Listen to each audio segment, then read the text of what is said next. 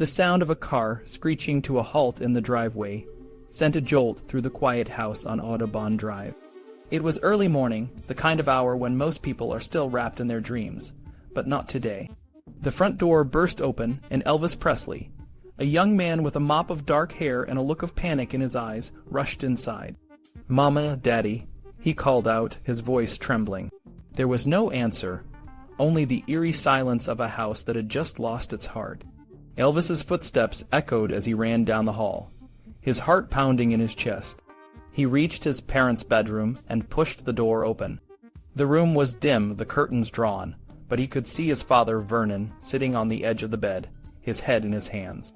His mother, Gladys, lay still under the sheets, her face pale and peaceful. Vernon looked up, his eyes red from crying. "Elvis," he whispered, "she's gone." Elvis felt like the world had just tilted on its axis. His legs gave out, and he fell to the floor, his hands covering his face. How could this be? Just a few hours ago, he had been at a concert, the crowd screaming his name, the lights blindingly bright. Now he was back in the quiet of his childhood home, and his world had shattered. Gladys had always been the glue that held the family together. She was the one who cooked the meals, mended the clothes, and listened when Elvis needed to talk. She was the one who believed in him when no one else did, and now she was gone. Elvis's mind flashed back to the last time he saw her. She was standing by the fence, waving goodbye as he left for another concert. She had looked tired, but she smiled and told him to be careful. He had promised her he would, but he never thought it would be her who needed to be careful. The neighbors started to gather outside, their faces peeking over the fence, their whispers carrying through the air. They had always been a bit aloof, these neighbors, but now they seemed almost sympathetic, if only out of curiosity. Elvis didn't care. He just wanted to be alone with his parents, to try to make sense of what had happened. Vernon stood up, his movements slow and heavy. He walked over to the window and pulled back the curtain, letting the light flood into the room. "We need to call someone," he said, his voice barely above a whisper. Elvis nodded, but he couldn't move. He just sat there, staring at his mother, trying to remember the last time they had really talked. They had talked on the phone, of course, but it was different when he was home. She would cook his favorite meals, and they would sit at the table, just the three of them, talking about nothing and everything. The phone rang, startling him. Vernon answered, his voice steady as he spoke to the operator. "We need an ambulance. It's my wife. She's not breathing." Elvis felt a wave of guilt wash over him. He should have been here. He should have been with her. But the life he had built, the fame that had brought him everything he ever wanted, had also taken him away from the people who mattered most. The sound of sirens grew louder, and soon the house was filled with the presence of strangers. Doctors and nurses, all in white, moved quickly around the room, their faces solemn. Vernon and Elvis were pushed to the side, their voices drowned out by the clinical chatter of the medical professionals. As the paramedics worked, Elvis's mind wandered back to the last few months. The concerts, the movies, the endless parade of fans and reporters. He had been on top of the world, but it had all felt hollow now. He had bought his parents a new house, a mansion called Graceland, but it had been empty without her. Gladys had always been the one who kept him grounded, who reminded him of where he came from. She had been the one who taught him to be kind, to be humble, to never forget the people who had helped him get where he was. And now, she was gone, and he was left to face the world alone. The paramedics finally stepped back, their faces telling the story that no words could. Vernon fell to his knees, and Elvis, still in shock, could only stand there, watching as they covered his mother with a white sheet. The neighbors, who had been watching from a distance, started to murmur among themselves. Some of them looked away, unable to bear the sight. Others approached, offering words of comfort, but their words felt empty, distant. Elvis didn't know what to do. He felt like he was in a dream, a nightmare from which he couldn't wake up. He had always thought he had time, that he could make things right, that he could be there for her. But now it was too late. Vernon's sobs filled the room, a sound that cut through the silence like a knife. Elvis moved closer, putting his arm around his father, trying to offer some kind of comfort, even though he felt just as lost. "Mama," he whispered, the word catching in his throat. "Mama, I'm so sorry." The world outside seemed to hold its breath, waiting to see what would happen next. But for Elvis, there was no next. His mother was gone, and the world as he knew it had ended. Elvis's life changed dramatically after his mother, Gladys, passed away. She had been sick for a long time, often bedridden and in need of care. Even before her illness, Gladys had spells where she felt weak and tired. At Graceland, the big, beautiful mansion Elvis bought for his family, Gladys felt out of place. She missed the simple life they had before fame. She told a cousin, "I'm miserable, I'm guarded. I can't go buy my own groceries. I can't go to the movies. I can't see my neighbors. I'm the most miserable woman in the world." Despite the grandeur of Graceland, Gladys found little joy there. She mostly stayed in the kitchen, cooking and tending to her garden. She grew vegetables and picked a mess of greens for Elvis. The house was full of animals' donkeys, a turkey named Bo Tai, monkeys, and dogs. One time, Elvis, his father Vierenern, and bodyguard Lamar Fike brought home more animals to surprise Gladys, but the car got so dirty from the chickens and ducks that it was almost impossible to clean. Gladys's unhappiness weighed heavily on Elvis. He had always been close to his mother, and her death left him devastated. He cried uncontrollably and couldn't bear to let her body go. Friends stayed with him through the night, and the Blackwood Brothers, her favorite gospel group, sang at her funeral. Elvis felt lost and despondent. He even considered giving up his career, saying, "There are too many people that depend on me. I'm in too far to get out." Without his mother's guidance, Elvis's behavior changed. He started playing rough games with his friends, learned karate, and carried guns everywhere. He was trying to fill the void left by Gladys's absence, but it only led to more chaos. When Elvis was drafted into the army, he was sent to Germany. His father, Vernon, and his grandmother, Minnie Mee, joined him there. They rented a house in Bad Nauheim, bringing a piece of Memphis with them. A photograph shows Elvis in his army uniform, having breakfast with his father and grandmother. The table is set with familiar items: biscuits, milk, and a tin of black pepper. Minnie Mee, standing between them, is serving the men first, a southern tradition, but the looks on their faces are desolate. Vernon seems wary, and Elvis looks hardened. In Germany, Elvis tried to act like a regular soldier during the day, but in the evenings, he returned to his little Memphis on the Rhine. He spent his free time with his friends, playing pranks and roughhousing. He was homesick and often called home, asking for snacks like Reese's peanut butter cups. He listened to music, especially Roy Orbison, and talked to his girlfriend, Anita Wood, about getting married and having a family. Colonel Parker, Elvis's manager, kept him out of special services and made sure he served as a regular soldier to maintain his all-American image. He released singles and merchandise to keep Elvis's career alive while he was away. Elvis was worried that he would be forgotten, but the Colonel's strategy worked. The releases kept fans hungry for his return. Despite the Colonel's efforts, Elvis's time in Germany was difficult. He was restless and unhappy, alternating between dull army routines and wild binges. He and his friends went to striptease clubs, had parties, and caused chaos in hotels. Elvis also started dating younger girls, which only added to his sense of emptiness. His father's behavior didn't help. Vernon began an affair with an army officer's wife just months after Gladys died, which deeply hurt Elvis. The strain between them only grew when Vernon married Dee Stanley, and Elvis never fully accepted the marriage. Elvis's time in Germany was a period of change, but it was also a time of confusion and pain. Without his mother, he felt lost and struggled to find his way. When Elvis returned from Germany in 1960, he was a changed man. His hair was its natural sandy color, and he had lost the baby fat in his face, giving him a more mature look. People noticed his new air of worldliness. Eager to get back into the music scene, Elvis recorded an album called Elvis Is Back and a gospel album, both of which showed off his artistic growth. He recorded songs like Fever, Are You Lonesome Tonight, and Reconsider Baby. One of his biggest hits was It's Now or Never, a rock and roll version of the Italian classic O Sole Mio, which his mother used to play for him. The Colonel, Elvis's manager, had big plans for his return.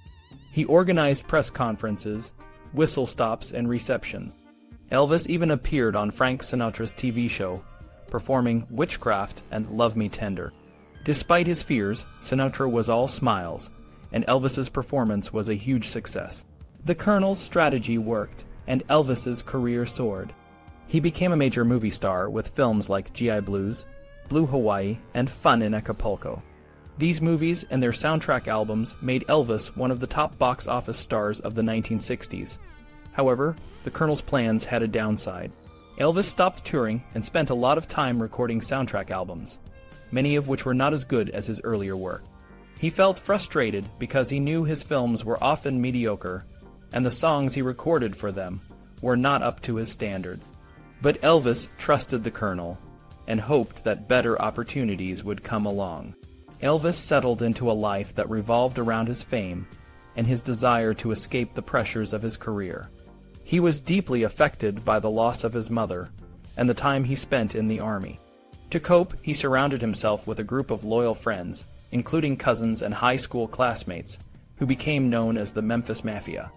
These guys protected him and handled all the logistics of being Elvis, from scheduling to transportation to ordering pizza. They were always there for him, and Elvis loved their company. Life with Elvis was a non-stop party. He had a great sense of humor and loved sports, karate, and entertaining people. He was known for his wordplay, often twisting phrases for fun. For example, Heartbreak Hotel became Heartburn Motel, and Rebel Without a Cause became Rebel Without a Pebble. His friends loved his quirks and the thrill of being part of his adventures.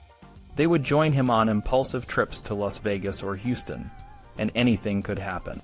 Elvis might decide to buy an airplane on a whim, and they would all tag along.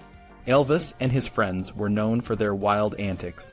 They played touch football, had water fights in hotel halls, and once even had a 3-hour pie fight at the Beverly Wilshire Hotel. On the 4th of July, they would have Roman candle wars at Graceland, throwing lighted fireworks at each other. Elvis would often rent the Memphis fairgrounds after midnight for hours of bumper car and roller coaster ride. He even rented the Memphian Theater for private movie showings, sometimes watching the same film multiple times. Elvis's love for driving was a big part of his life. He had learned to drive when he was 10 and had a fleet of vehicles, including motorcycles, slot cars, and go-karts. When he and his friends traveled between Memphis and Hollywood, they would ride in a 1962 Dodge House car, a luxurious vehicle with a kitchen and bedroom. Later, he bought a customized Greyhound bus and a fleet of airplanes. Graceland, his home, was a reflection of his personality. He decorated it lavishly, changing the decor several times. He hated antiques and preferred modern, flashy furnishings. His living room had a gold piano, and his bedroom was filled with TV and had a black velvet ceiling. He even created a jungle room with a waterfall and jungle vines, inspired by his time in Hawaii. Elvis loved animals and kept a menagerie at Graceland, including peacocks, burros, monkeys, and hogs. One of his favorite pets was a chimp named Scatter, who was known for his mischievous behavior. Elvis's generosity was legendary. He loved giving gifts and buying things in bulk. He would buy all the animals at a pet store and give them away as presents. His friends and the members of the Memphis Mafia took full advantage of his kindness, even though they were not paid much. The perks and the excitement of being around Elvis were more than enough for them. They would drop everything to join him on his adventures, even if it meant leaving their families behind. Throughout the 1960s, Elvis lived out a teenage boy's dream. He was free to play, sing, and stay up all night, a far cry from the hard work and toil of his childhood. Music was his life force, and he was determined to enjoy every moment of his success, even if it meant living a life of excess and indulgence. Priscilla Bowl, who was just 16 when Elvis brought her from Germany to live at Graceland, his grand mansion in Memphis. It was a dream come true for Priscilla, who was head over heels for Elvis. His charm and charisma had won her heart, and she was thrilled to be living with her idol. However, reality soon set in. Elvis was often away, leaving Priscilla behind while he pursued his movie career in Hollywood. This left her feeling lonely and neglected. Elvis's relationship with Priscilla was complicated. While he doted on her, he also had a string of romantic flings, including a serious affair with Anne Margaret, his co-star in the film Viva Las Vegas. Anne Margaret was a vibrant and talented actress, and her presence in Elvis's life made Priscilla feel even more insecure. Despite the rumors and headlines, Elvis had told Anne Margaret that he had promised to marry Priscilla. This left both women in a state of uncertainty. Elvis was a complex person. On the surface, he seemed strong and confident, but deep down, he was insecure and afraid. He had a fear of being alone, and often needed someone to sleep with him. His fame had brought him many women, but he struggled to form deep, lasting connections. He was also a generous person, often giving away his wealth to those in need, remembering his own humble beginnings. While Priscilla tried to adapt to her new life, Elvis worked to mold her into his ideal woman. He wanted her to look and act like him, even dyeing her hair black and styling it in a high pompadour. She wore heavy makeup and garish dresses, all to please him. Priscilla was willing to do anything to make Elvis happy, just like the guys in his inner circle, known as the Memphis Mafia. Despite his fame and wealth, Elvis often felt out of place.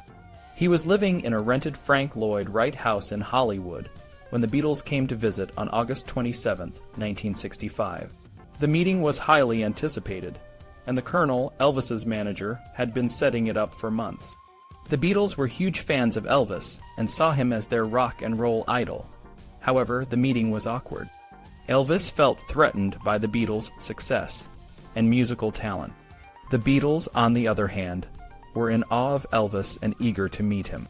The evening started with Elvis playing around with a TV remote control, a novelty for the Beatles. They eventually started a short jam session, but it was tense. John Lennon's cheeky and aggressive manner rubbed Elvis the wrong way, and the meeting drifted. Lennon later told Elvis's friends that the evening meant a lot to him, but the initial encounter was strained. Elvis was disappointed in his film career. He aspired to be a serious actor, but the Colonel kept him in light, formulaic movies that lacked depth. Elvis felt used and unfulfilled. He wanted to break free from the typecast roles and prove himself as a versatile artist. However, the Colonel's focus on commercial success kept Elvis in the same rut. The 60s were a time of cultural change, and Elvis found it hard to connect with the counterculture movement. The Beatles, who once looked up to him, were now leading the way in music and social change. Elvis felt left behind and struggled to find his place in the evolving music scene. Despite his frustrations, he continued to perform and make movies, always hoping for a chance to prove himself as more than just a singing star. Elvis was reading a lot. It was 1964, and suddenly, he wasn't into the fun stuff anymore. Instead of going to the movies or the fair, he was sitting in bed with his books. Even on trips, he brought along trunkloads of them. His friends were confused and a bit worried. What was going on with Elvis? Elvis had always liked books. When he was 14, his dad gave him a book by a New Yorker cartoonist, George Price. It was a pretty smart choice for a kid from Mississippi. In school, Elvis loved English and often worked in the library. He always felt he needed to learn more, to improve himself.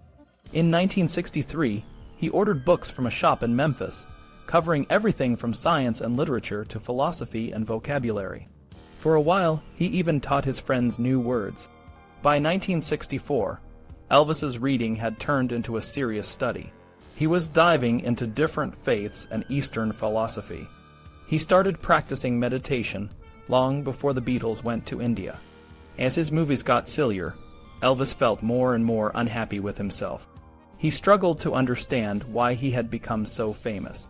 A deep pain inside him from losing his twin and feeling like an outsider never went away. His mom's death made it even worse. He felt like a fraud. Why had he been chosen to be Elvis Presley? Why did so many people love him? Elvis couldn't just chalk it up to talent and hard work. He felt there must be a deeper reason. He believed he had a special mission. But what was it? What should he do with all this fame? He felt both honored and burdened by it. He could joke about his image, but he took it seriously.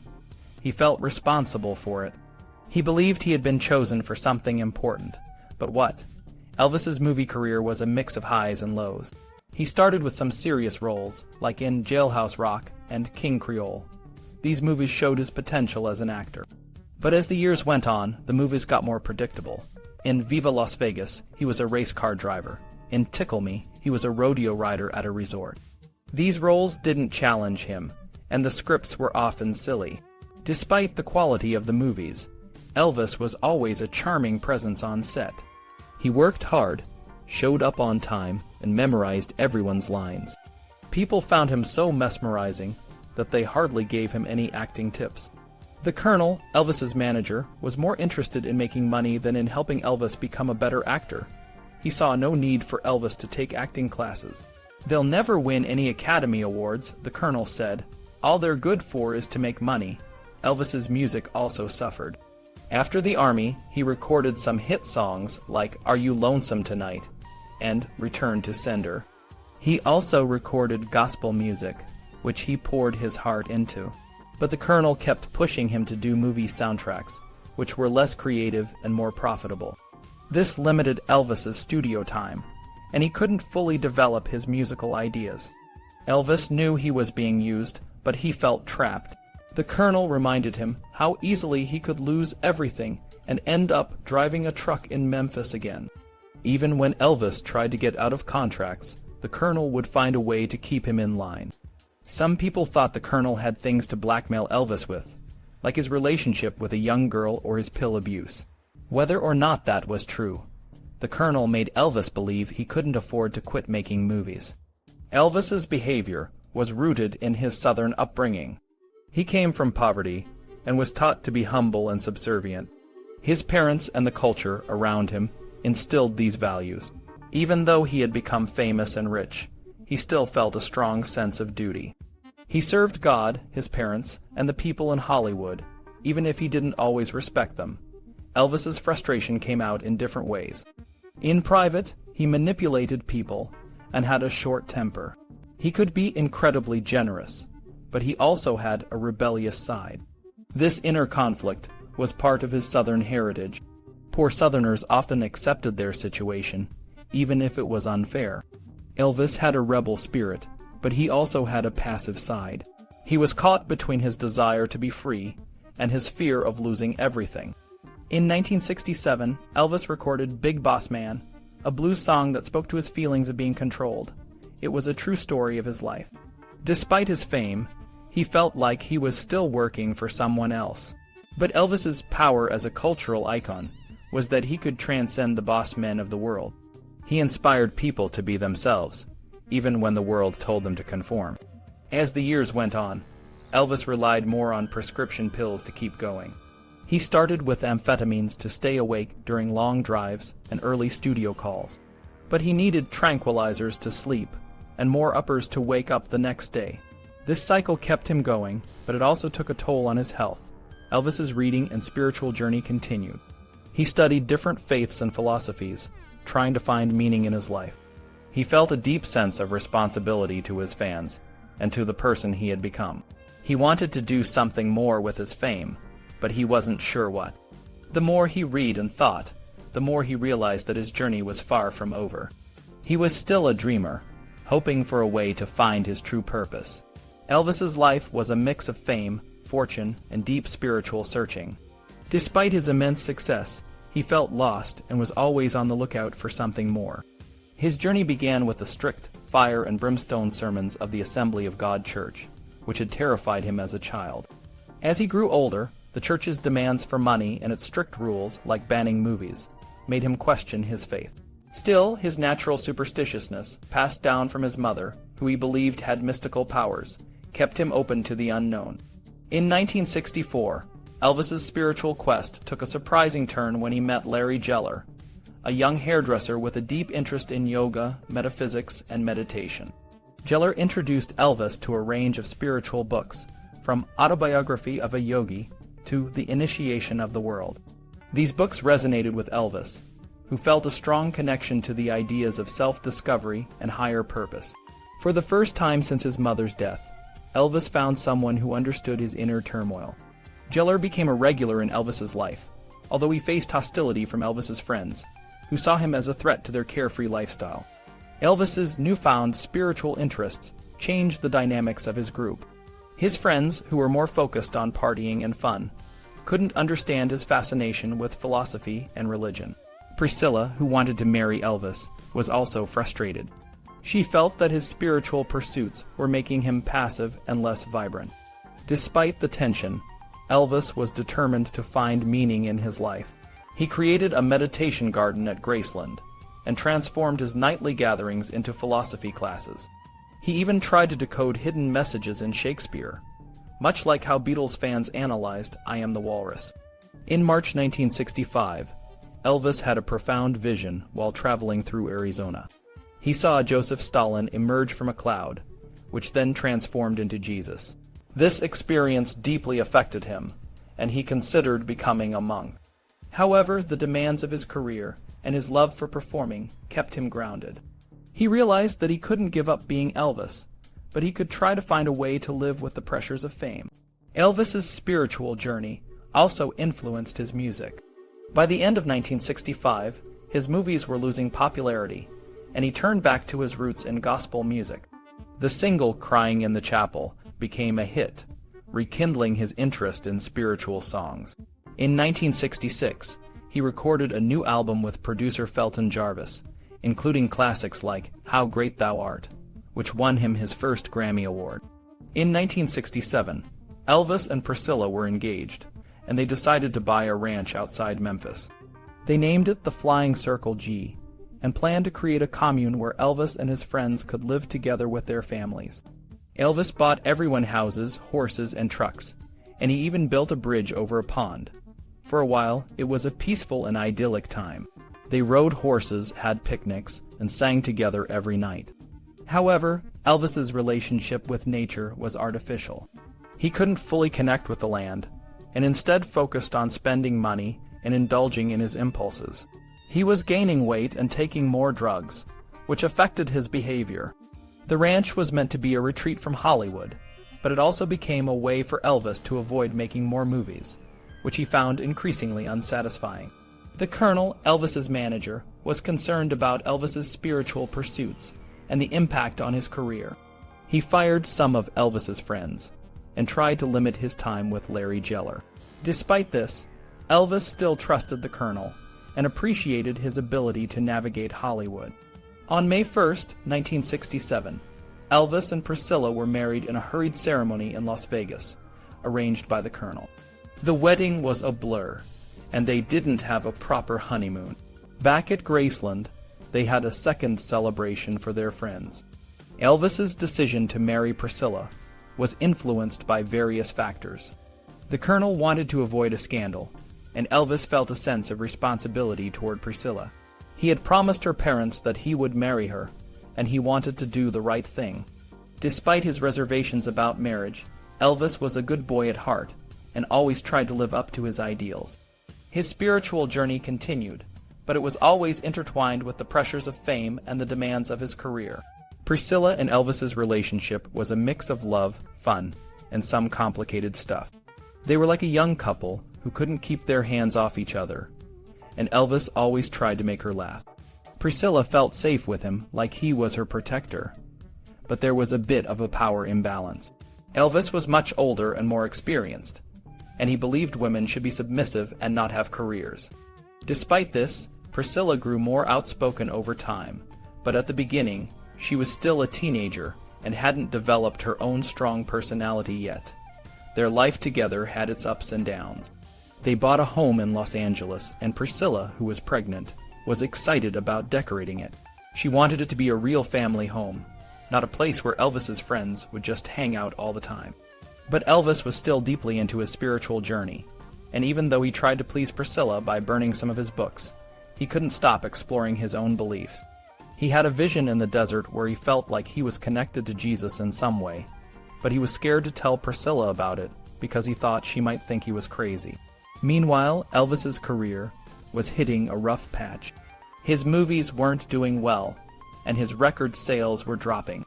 Fans were begging him to go back to live performances. In 1967, he recorded Big Boss Man and Guitar Man, which gave him a bit of a boost. He realized he needed to do something big to get back on top, and that's when NBC proposed a TV special. The TV special, known as the Comeback Special, was a turning point. The producer, Steve Binder, wanted to bring back the real Elvis, the one who had revolutionized rock and roll. The Colonel, Elvis's manager, initially wanted a tame Christmas special, but Binder insisted on something more raw and authentic. Elvis was nervous about the project, especially the parts where he had to talk without a script, but he decided to go for it. He brought back his old bandmates, Scotty Moore and DJ Fontana, and they jammed together in a boxing ring-like setup. Elvis wore a black leather suit that made him look sleek and sexy, and he performed with incredible energy. He sang hits like Heartbreak Hotel, Hound Dog, and All Shook Up, and the audience was blown away. The special was a huge success.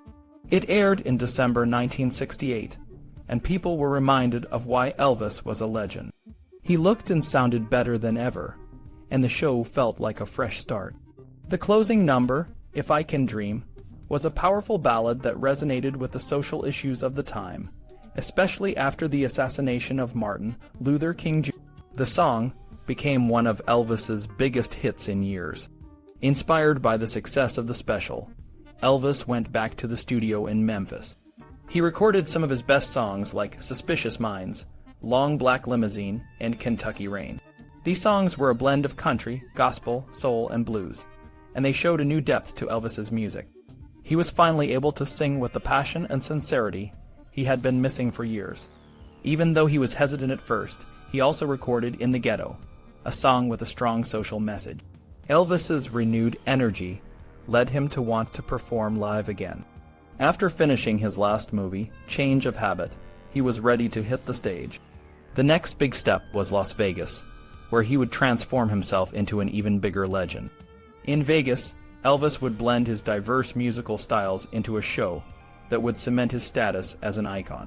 He was about to become the ultimate Elvis, the one who would be remembered for generations to come. Elvis's journey to Las Vegas was a turning point. After his disappointing visit in 1956, he was determined to make a comeback. The Colonel, Elvis's manager, saw the potential for big money and booked him at the International Hotel for a 4-week run in July 1969. Elvis was nervous, but he was ready to show the world what he could do.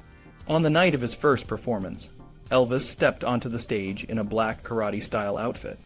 He started with blue suede shoes, and the audience was instantly captivated. His energy was electric, and his dance moves were a mix of the old and new. He moved with grace and power, and his voice was as strong as ever. Elvis told jokes, shared stories, and sang with all his heart. He performed songs that told the story of his life, from the country tunes of his youth to the soulful ballads that defined his later years. The audience was amazed. People who had doubted him were now cheering and chanting his name. Priscilla, Elvis's wife, watched in awe. She had never seen him perform like this before. Elvis was in his element, and he knew it. He told the crowd, "I've always wanted to perform on the stage again, and it's been building up inside of me since 1965. I don't think I could have left it much longer." The Colonel, usually a man of few words, was seen with tears in his eyes, hugging Elvis after the show. The 4-week engagement was a huge success, grossing over $1.5 million. Elvis and the Colonel agreed that he would perform 2 4-week stints in Vegas every year. Elvis's shows in Vegas evolved over time. He added more elaborate costumes, like the gem-studded jumpsuits that became his signature look. He also expanded his musical range, singing everything from gospel to rock and roll. His performances were filled with deep emotion and raw energy. He sang songs like I Can't Stop Loving You, Can't Help Falling in Love, and Polk Salad Annie, which reminded people of his southern roots. But life offstage was different. Elvis's marriage to Priscilla was strained. He was still a workaholic, spending long hours rehearsing and performing. His use of prescription drugs, which he believed helped him perform, was becoming more frequent. He also developed a fascination with guns and law enforcement, dreaming of becoming a special agent to fight the drug culture. In December 1970, Elvis took a bold step. He decided to visit President Richard Nixon at the White House. He wanted to discuss his ideas for fighting drugs and to ask for a badge from the Bureau of Narcotics and Dangerous Drugs. The visit was unusual, but it showed how much Elvis cared about making a difference. Despite the challenges, Elvis's performances continued to thrill his fans. In 1972, he performed at Madison Square Garden, and in 1973, he broadcast Aloha from Hawaii, a concert seen by over 1 billion people worldwide. These moments were some of the most memorable of his career. Elvis's passion for music and his connection to his fans never waned. He was a master showman, and his shows in Vegas were a testament to his talent and dedication. But as the years went on, the pressures of fame and his personal struggles began to take a toll. Still, Elvis's legacy as the king of rock and roll remains unshakable, and his music continues to inspire generations.